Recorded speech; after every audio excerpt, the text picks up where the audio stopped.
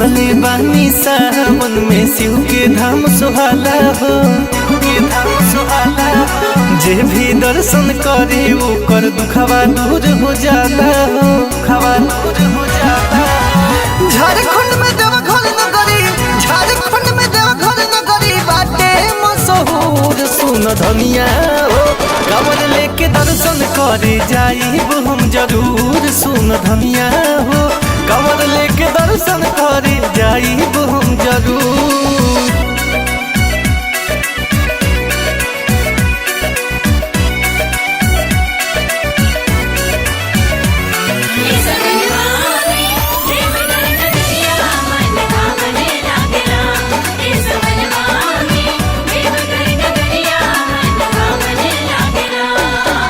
सुल्तानगंज में जाके गंगा नहाइब, पंडित जी से कांवर संकल्प कराइब।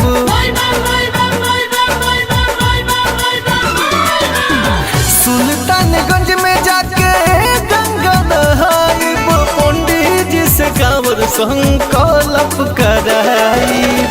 जलवा में बोझब लेके, जलवा में बोझब लेके भनिया धतूर। सुन धनिया हो कांवर लेके दर्शन करे जाइब हम जरूर। सुन धनिया हो कांवर लेके दर्शन करे जाइब हम जरूर।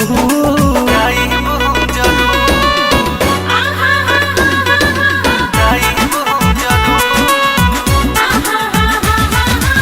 बोला बोला बाबा भोलेनाथ की।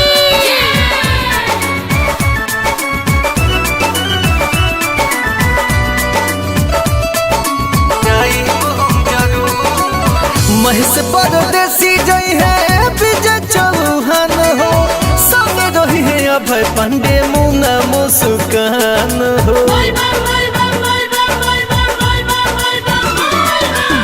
महेश परदेसी जई है विजय चौहान हो, संगे रही है अभय पांडे मुन्ना मुस्कान हो। हिम्मत न हरी है मनोज, हिम्मत न हरी है भोलू, होई कितना दूर।